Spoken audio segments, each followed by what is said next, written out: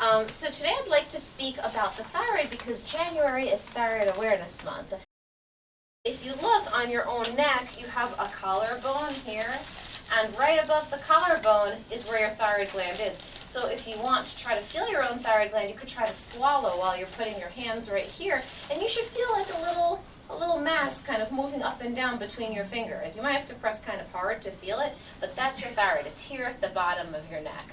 So sometimes, people will have a pain here and a pain there, and they'll think it's their thyroid, so that's why I want everyone to know that it's actually pretty low in the neck. So the thyroid gland actually gets a signal from the pituitary gland, which sits here in the middle of your brain. It's known as the master gland, and it tells all the glands in the body what to do. So it tells your thyroid to make thyroid hormone, it tells your adrenal glands, which sit near the kidneys, to make steroid hormone. It tells the women's glands to release eggs and ovulate. It tells men's glands to make testosterone. So what a hormone is, what all of these glands do, is they make these special messengers that travel in the bloodstream and tell other organs what to do. So thyroid hormone is made by the thyroid after it gets signals from the pituitary, and it tells all the other glands in the body and all the organs in the body what to do by sending thyroid hormone through the blood. That's basically what I said in Spanish. So what does your thyroid do specifically? So the thyroid actually acts throughout your body. It works in the brain, the heart, the lungs, it works in muscles and kidneys, and it helps all of these organs function better. What I like to tell my patients, a way to think about it, it's sort of like the gas in the car where you are the car, and the thyroid hormone is the gas. So it really controls everything. It makes you run. So moving on, what are some common thyroid problems that you might have or you might know of? So there's hypothyroidism, or low thyroid function, hyperthyroidism, or high thyroid function, and then there are thyroid nodules, which are small growths in the thyroid. And some of those nodules are a risk for cancer, and we'll talk about that some more too. So hypothyroidism. Hypothyroidism can come from one of two sources. One could be a problem in the pituitary, in this master gland, where this gland is not telling the thyroid what to do.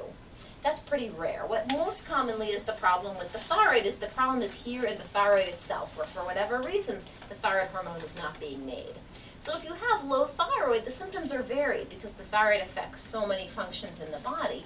And the symptoms include weight gain, having low energy, feeling very cold, having dry skin, hair loss or brittle nails, feeling constipated, and if you're a woman, having menstrual cycles, having abnormal menstrual cycles. So what are the causes of hypothyroidism? In the United States, the most common cause is autoimmune destruction. Hypothyroidism, for the most part, is caused by the body deciding to attack its own thyroid and destroy its ability to function. And this is a condition known as hypothyroidism, or Hashimoto's hypothyroidism. There are lots of other causes as well. If you have surgery to remove a part of your thyroid or all of your thyroid, it might not be able to function well afterwards. If you have radiation to your neck as part of, let's say, cancer chemotherapy, or you're exposed to radiation in large doses, like the people who live near Chernobyl in Russia when that disaster happened. Yes? So in other words, if you have a problem with your thyroid, that's an autoimmune disease? Not all the time. So in the United States, the majority of people who have low thyroid have it because it's autoimmune. But you can also have it because of a surgery. You can have it from radiation to your neck. If you have a tumor here in the master gland and it's not working well, it doesn't send the signal to the thyroid, so that can make your thyroid low. And also there's some medications that as a side effect can cause low thyroid. So how to check if you have hypothyroidism? There's really one test that you want to measure, and it's called a TSH level. It's a thyroid stimulating hormone. That's what it stands for, and you might see it on your blood work from your doctor. It's a little bit confusing what the level means. So if the level of TSH is high, it means that your thyroid hormone levels are low. And the way to understand how that makes sense is that TSH is actually measuring what this pituitary gland is seeing. It's the master gland. So if the TSH is high, it's saying there isn't enough thyroid in the bloodstream, let me make more TSH to send a stronger signal to the thyroid to make more thyroid hormone. So it's if you want to just memorize it, that might be easier. It's the opposite. If the TSH is high, your thyroid is low. If the TSH is very low, it's because your thyroid is overactive. But this is just kind of explaining the science behind why it's a little bit confusing. So what can you do if you have hypothyroidism? So thyroid hormone therapy with levothyroxine is the standard of care, and that will replace the thyroid hormone your body is not making. Levothyroxine is the name of thyroid hormone, but it goes by other brand names as well. So Synthroid is the same thing, Levoxyl is the same thing, Tirosint is the same thing. And another important note is that the levels take some time to normalize. This is not like when you start a medicine for blood pressure and 2 or 3 days later the blood pressure is normal. With this, you really have to wait 4 to 6 weeks from when you start the medicine or from when you change your dose before the level reflects how the new dose is doing in your body. Now I'll switch to hyperthyroidism, which somebody already brought up. So hyperthyroidism, or overactive thyroid, is usually due to problems within the thyroid itself, and it makes the thyroid less responsive to signals from the pituitary. So the endocrine system is in a nice balance. The pituitary tells the organs what to do, the organs do it, they send signals back to the pituitary, and everything works nicely. But sometimes this can get dysregulated. If the thyroid starts acting on its own, not listening to the signals from the pituitary, it can lead to an overactive thyroid.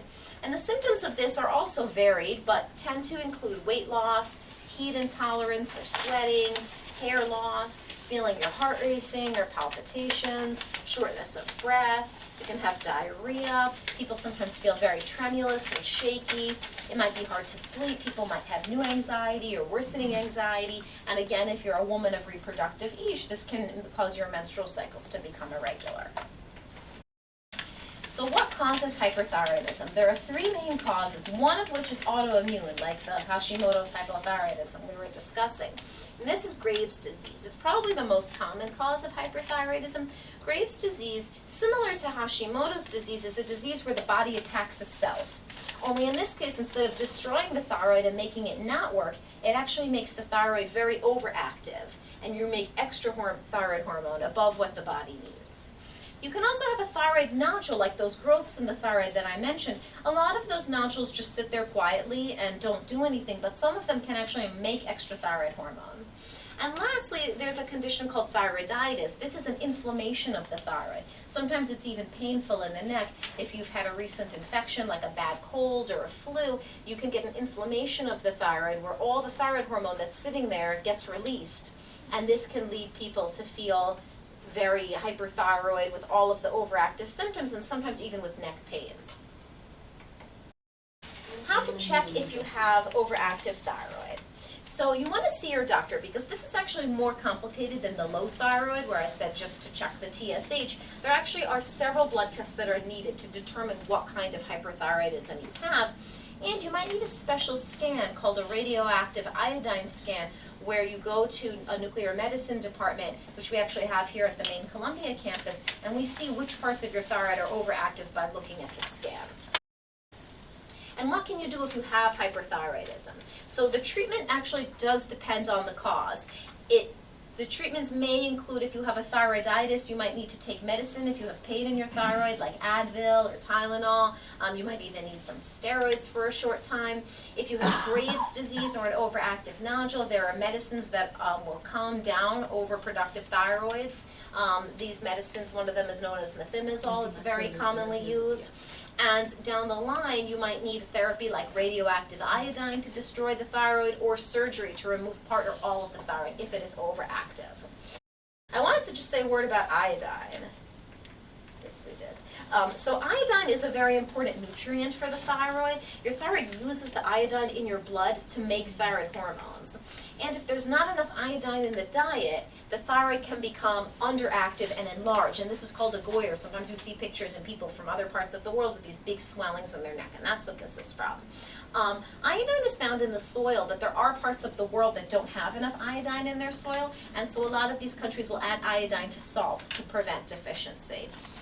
And taking extra iodine is not helpful. It can even be harmful in some cases. You really need very little iodine, and in this country, we definitely have enough in our diet. So now let's say a word about thyroid nodules. I'm going to start by saying that these are very, very common in the population.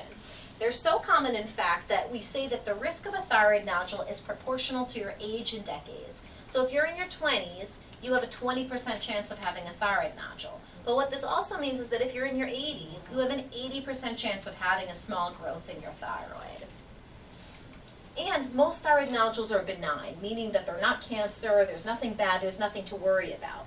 70% of all biopsies, so when we stick a small needle into the thyroid and look at the cells under a microscope, 70% are normal. And a small percentage of these nodules do have thyroid cancer, about 3 to 7%. Fortunately, though, most cases of thyroid cancer are very treatable with surgery, radioactive iodine, and close follow-up. And the majority of thyroid cancer cases will not shorten your life by any means. There are even studies ongoing now in both Japan and here in New York at Memorial Sloan Kettering where we are not taking out thyroid cancer. There is biopsy-proven thyroid cancer, and people are walking around with it in their neck with very close surveillance because this is usually such a slow-growing disease that it's not something in all cases we even need to operate on. But when should you be concerned about thyroid nodules? I mentioned that 70% of these are normal on biopsy, and that thyroid cancer generally is very slow growing and easy to treat. But there definitely are some things that would make us more concerned. If you have a history of radiation to your neck in childhood, like people who had any kind of childhood cancer or were near Chernobyl, that can definitely increase your chance of having a thyroid cancer. If you notice that your neck size is rapidly enlarging, that doesn't necessarily mean thyroid cancer, but it means that you should see a doctor and someone should look into it to see what's going on. If you have new voice hoarseness or breathing trouble, because the thyroid sits in the middle of the neck and it's near the vocal cords, it's near the trachea, which helps us breathe. So if you're noticing these new problems with areas around the thyroid, that's important to evaluate. And also, if you happen to have an ultrasound of your thyroid, there are certain characteristics that we see when we look at these ultrasounds that might make us more nervous and might make us recommend a biopsy. One of them, for example, is if there are calcifications in the nodule. So keeping your thyroid healthy, what are some things you can do? So unfortunately, there are really no great preventive steps that you can take to keep your thyroid from having a problem at the outset. If you're predisposed to having one of these autoimmune conditions, you might end up with it. So if you know that you have a family history of thyroid disease, like in a first-degree relative, like a mother, a father, a sibling, that's something you should let your doctor know so that you can be screened. Taking extra iodine, other supplements will definitely not help your thyroid from becoming abnormal. People like to sell you things, so if you go online, you go to GNC, you could definitely find things that say they will help your thyroid, but none of those things are proven by science, so save your money. And speak with your doctor, get a screening test for the TSH measured. In terms of when to get this measured, different societies have different recommendations.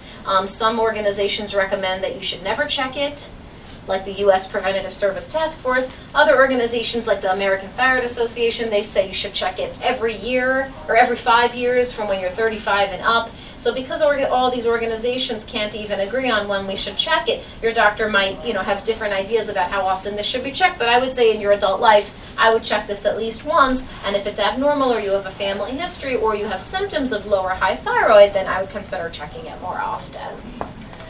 And if you have... More often, you mean how often is more often? Well, if let's say you had it checked this year and then suddenly you've lost 30 pounds and your hair is thinning and you feel very tremulous, it probably wouldn't be a bad idea to check it again. But if you have no symptoms, just routine checkup is... I would say probably once every 5 years is more than sufficient. That's what the American Thyroid Association recommends. I see people, they go to their primary care doctor and every 3 or 4 months it gets measured. That's probably a little excessive. And like I said before, if you have symptoms of over or underactive thyroid, like what we were just discussing, then definitely speak to your doctor. What else about keeping your thyroid healthy? So if you already have hypothyroidism and you're taking levothyroxine or one of the brand name versions of this medicine, you should try to take your medications in the morning on an empty stomach and wait about 1 to 2 hours before you eat food or take other medications. And that's because certain things can prevent the absorption of thyroid hormone, most specifically calcium and iron. So if you take a multivitamin with calcium and iron, these can make the medicine not get absorbed. Similarly, if you have coffee with milk in the morning, these can prevent the medicine from being absorbed. I would follow with your doctor regularly to monitor your thyroid, especially if you're on therapy. And I would say just in terms of for general health, I tell all my patients try to exercise for 30 minutes, 3 times a week. Try to have a diet that's rich in plant-based foods, fruits, vegetables, whole grains, minimizing red meat and high-fat cheese, just in general for a healthy life.